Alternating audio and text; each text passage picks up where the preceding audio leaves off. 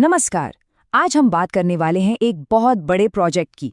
एक ऐसा प्रोजेक्ट जो बिहार में क्रिकेट की तस्वीर पूरी तरह से बदल सकता है। पटना में एक वर्ल्ड क्लास क्रिकेट स्टेडियम बनने जा रहा है। तो क्या ये वाकई एक गेम चेंजर साबित होगा? चलिए आज इसी को समझते हैं। तो चलिए सबसे पहले बात करते हैं उस नंबर की जो सबकी जुबान पर है, लगभग 500 करोड़ रुपए। देखिए, ये सिर्फ एक स्टेडियम नहीं है। नहीं, ये असल में 30 एकड़ जमीन पर फैला हुआ एक पूरा का पूरा स्पोर्ट्स कॉम्प्लेक्स होगा। आप इसे खेल गांव भी कह सकते हैं, जहां से भविष्य के सितारे निकलेंगे। ये एक ऐसा हब बनने जा रहा है जो बिहार के स्पोर्ट्स सीन को हमेशा के लिए बदल सकता है।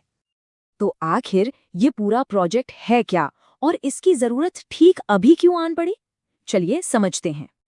सीधी सी बात है, पुराने को जाना होगा ताकि नया आ सके। जो मोइनुल हक स्टेडियम कभी बिहार की शान हुआ करता था, वो अब कह सकते हैं कि इतिहास का हिस्सा बनने जा रहा है और उसकी जगह लेगा एक बिल्कुल अत्याधुनिक फ्यूचर रेडी स्टेडियम। लेकिन इस नए स्टेडियम की अहमियत को ठीक से समझने के लिए हमें पहले पुराने की कहानी जाननी होगी। इस स्टेडियम का इतिहास वाकई में बहुत शानदार रहा है। सोचकर देखिए, 1983 में जब भारत ने वर्ल्ड कप जीता था तो उसके ठीक बाद कपिल देव की टीम ने अपना पहला मैच यहीं खेला था। लेकिन वक्त के साथ इसकी हालत खराब होती गई। मतलब एक जमाना था जब ये चमकता था, पर आज की हकीकत कुछ और है। और इसी हकीकत ने एक नए भविष्य की नींव रखी है। चलिए अब अतीत को पीछे छोड़कर भविष्य की तरफ देखते हैं कि आखिर इस भारी भरकम इन्वेस्टमेंट से बनने क्या क्या वाला है। तो जैसा मैंने कहा, ये सिर्फ एक क्रिकेट ग्राउंड नहीं होगा, ये एक पूरा स्पोर्ट्स हब होगा। यहाँ एक वर्ल्ड क्लास क्रिकेट एकेडमी होगी, प्रैक्टिस के लिए इंडोर नेट्स होंगे, और तो और बैडमिंटन और वॉलीबॉल जैसे दूसरे खेलों के लिए भी कोर्ट्स होंगे। मतलब खेल के विकास के लिए एक 360 डिग्री अप्रोच है ये। और हाँ, इसकी एक और बहुत ही खास बात है, वो है यहाँ मौजूद रहने की सुविधा। एक साथ 300 खिलाड़ी यहाँ रह सकते हैं। अब जरा सोचिए, इसका मतलब क्या है? इसका मतलब है कि देश के कोने कोने से टैलेंटेड खिलाड़ी यहाँ आ सकते हैं, महीनों तक रुक सकते हैं और टॉप लेवल के कोच से ट्रेनिंग ले सकते हैं। रहने खाने की कोई चिंता नहीं, कोई लॉजिस्टिक्स का झंझट नहीं। ये बिहार के युवा टैलेंट के लिए एक बहुत बड़ा, मतलब बहुत ही बड़ा मौका होने वाला है।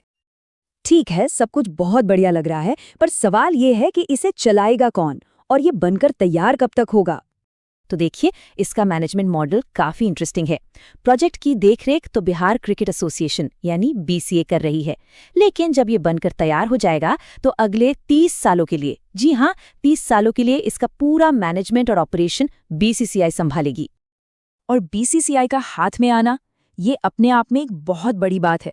हम सब जानते हैं बीसीसीआई दुनिया का सबसे अमीर और सबसे पावरफुल क्रिकेट बोर्ड है। इसका मतलब साफ है, इस स्टेडियम को फंड्स की, रिसोर्सेज की, किसी चीज की कोई कमी नहीं होने वाली। और जाहिर है, जब बीसीसीआई मैनेज करेगा तो इंटरनेशनल मैच की मेजबानी का रास्ता भी खुल जाएगा। तो अब ये प्रोजेक्ट सिर्फ कागजों पर या बातों में नहीं है, ये हकीकत बन रहा है। एग्रीमेंट साइन हो चुका है और इसे पूरा करने की डेडलाइन भी तय कर दी गई है, साल 2029। हाँ, एक बात और समझनी जरूरी है, ये स्टेडियम अकेला नहीं है। ये बिहार में जो स्पोर्ट्स इंफ्रास्ट्रक्चर का नेटवर्क बन रहा है, उसका एक बहुत अहम हिस्सा है। अगर आप देखें तो पटना में पाटलिपुत्र स्पोर्ट्स कॉम्प्लेक्स है, राजगीर में एक बड़ा कॉम्प्लेक्स है, हाजीपुर में भी इंडोर स्टेडियम है। मतलब एक बेस पहले से तैयार हो रहा था और अब ये नया क्रिकेट स्टेडियम, समझिए कि इस पूरे इंफ्रास्ट्रक्चर के ताज में एक चमकता हुआ हीरा होगा, जो बिहार को स्पोर्ट्स के नक्शे पर एक नई पहचान देगा। तो हम घूम फिरकर वापस उसी सवाल पर आते हैं जिससे हमने शुरुआत की थी। क्या ये नया स्टेडियम बिहार में क्रिकेट का चेहरा बदल देगा? क्या ये 500 करोड़ की लागत, वर्ल्ड क्लास फैसिलिटीज और बीसीसीआई का मैनेजमेंट, क्या ये सब मिलकर बिहार को क्रिकेट का अगला पावर हाउस बना पाएंगे, या फिर ये सिर्फ एक और शानदार बिल्डिंग बनकर रह जाएगा? खैर, इसका जवाब तो हमें आने वाला वक्त ही देगा।